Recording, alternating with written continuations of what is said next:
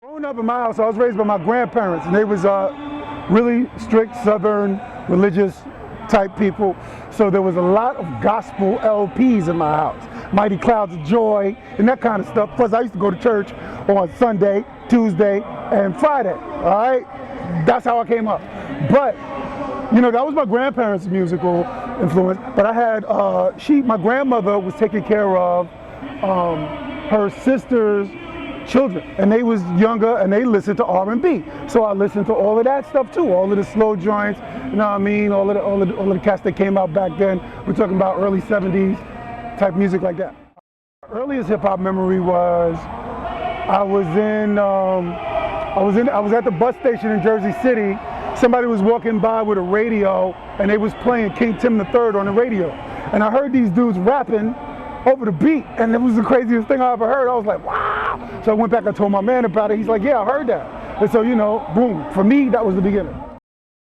Okay, what made me think I could make a record was, we was in New York, we were in Harlem, and we was walking down 125th Street, and we walked past this studio, and they had a sign outside the studio, and it said, make your own rap record. And we was like, yo, we can do that, man, we can do that. So we went inside, we asked them, you know, they was just gassing the kids, man, taking the kids' money and all of that. But we gave them, like maybe $50 for 2 hours. We didn't know what to do about music, so they just put on like a drum machine. So we used that drum machine and we made this little demo called Baby.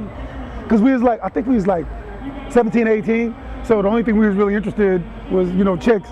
So I'm saying, so it was like, but Baby, try to make a little demo. I mean, I kept rapping. The word rap crew, you know, fell apart. We got older after high school. Everybody moved on, got jobs.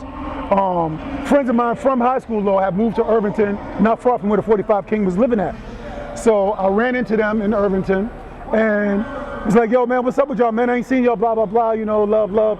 And then it was like, yo, man, we messing with this kid over here, 45 King, you should come through. So bet, I went down there with Latee, that's Apache's brother, and he introduced me, you know, and Mark was the type of cat, he would just put a beat on, and we were just down there vibing, you know what I mean? And Latee started rhyming and passed it to me, you know how we do.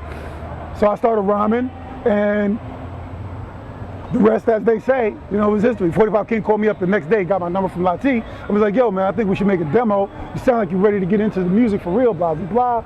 And that's how we did it. Mark had a lot of MCs coming through his house. And he was actually trying to package groups, because it was a lot of us. It was like maybe 15 or 20 people used to be flowing through, and everybody could rhyme. So he would like pair you up with who he thought might fit. My first little pairing was with this dude named Saheed. Then he had me with this dude named Dynamite and this other cat. You know, we would just make demos together and just rhyme together on his beat with no real hooks or nothing. Then he would send those tapes out.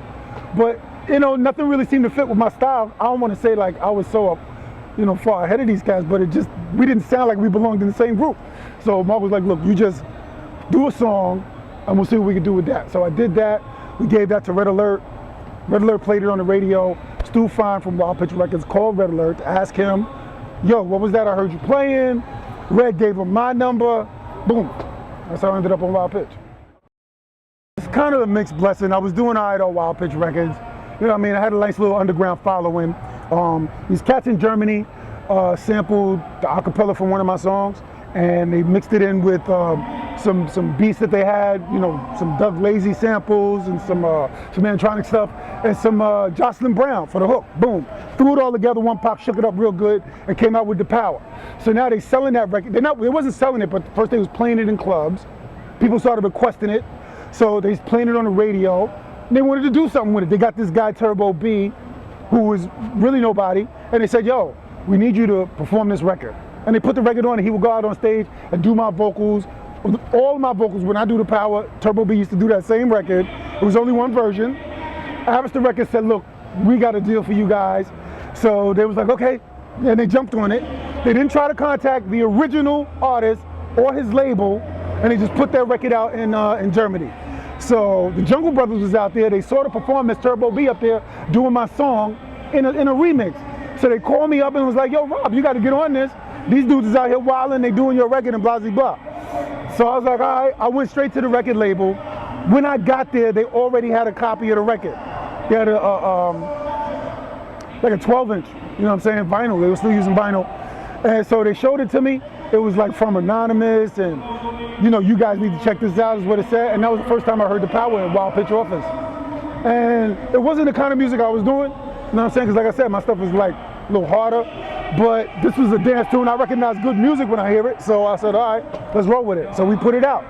About 2 or 3 months later, that's when Arista came with the other version that they made this guy go in the studio and do because they wanted to release in the US because they figured they wanted all the money. So that's how the fight started. Initially I was working on a second album, but then I soured on doing that because when we went to the table to discuss what my new contract would be, because obviously I'm not going to keep recording the way we going, not with a hit record under my belt, Wild Pitch offered me a real crazy low number, spit in my face. So I was like, okay, this ain't gonna happen, and that was that for Wild Pitch. And they refused to let me out of the contract. Now there was a lot of ways I could have handled that. I just walked away from the deal. I was around, but this was when we was beefing with Stu Fine, and it was like, you know, they didn't want to put me on the record. I have Stu Fine come in and like, yo, yeah, well, you got my artist, we need some compensation and that. So it was like, no. It was like a gag order on me. I'm recording at that point.